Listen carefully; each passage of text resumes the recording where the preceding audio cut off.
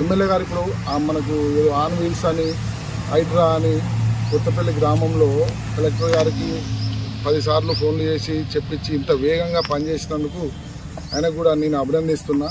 పనిని ఇట్లనే కొనసాగించి మంచిగా పని చేసి మంచి పేరు తెచ్చుకోవాలని చెప్పి మనస్ఫూర్తిగా కోరుకుంటున్నాను.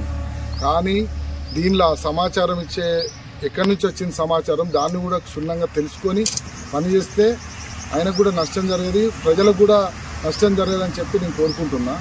గతంలో కూడా ఇంతకుముందు ఎస్ఆర్ఎస్పి దానిలో ఇసుక క్వారీ ఉన్నప్పుడు అలా వేబ్రిడ్జు ఒక రూము మరియు వేబ్రిడ్జ్ పిల్లలు వసూలు చేయడానికి ఒక రూము వాళ్ళు అప్పటి కాంట్రాక్టర్లు వేసుకుంటే కూడా అవి వేసుకున్న తర్వాత పని ఎప్పుడూ అయిపోయింది. 10 సంవత్సరాల కింద వేసిన వాటిని అప్పుడు కూడా కూల్చేసి ఇదే ఆనందం పొందేది.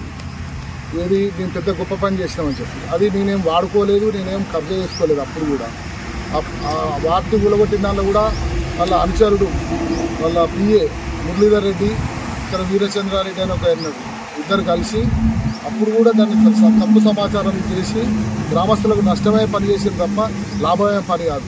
అది ఉంటే కనీసం అక్కడ ఇప్పుడు ముంజకాయలు అమ్ముకుంటోళ్ళు వాళ్ళకి ఎప్పుడైనా వర్షం పడ్డప్పుడు కూడా పనిచేస్తుండే, దాన్ని కూలగొట్టి గ్రామానికి అప్పుడు నష్టం చేశారు.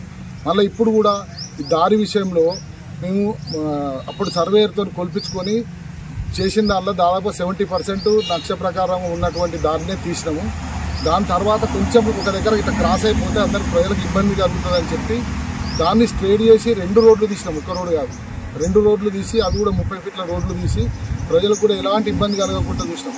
ఈ దాని విషయం కూడా ఆయనకు వచ్చిన ఇక్కడ లోకల్ లీడర్లతో తప్పుడు సమాచారం వచ్చిందని దాన్ని పట్టుకొని వాళ్ళు ఏది ఆలోచన చేయకుండా అధికారులను పోయి పోలీసులు బందోబస్తు పెట్టి తప్పుడు పేర్లపై దరఖాస్తు వచ్చిందని చెప్పి అక్రమంగా అన్ని మధ్యలోకి వెళ్ళి రోడ్లు లేని దగ్గరికి వెళ్ళి రోడ్డు కొట్టి అనవసరంగా దాన్ని చాలా డిస్టర్బ్ చేస్తున్నారు.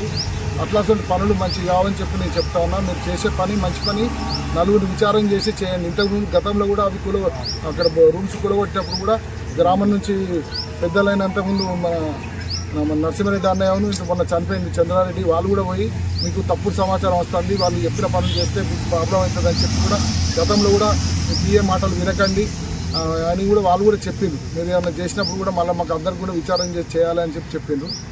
అప్పుడు కూడా చెప్పినా కానీ మళ్ళీ కనీసం దాంతోనన్నా తెలుసుకొని ఈ పని చేస్తే మరి ప్రజలకు నష్టమవుతుందా లాభం అవుతుందా అనే విషయం కూడా ఆలోచన చేయకుండా అధికారులపై ఒత్తిడి చేశారు. అధికారులు వాళ్ళకి ఏం తెస్తుంది, ఇక్కడ ఏదో కబ్జా చేసేది అంటే కోటి పొంది లక్ష పొంది దీపొంది అని వాళ్ళు అన్నారు.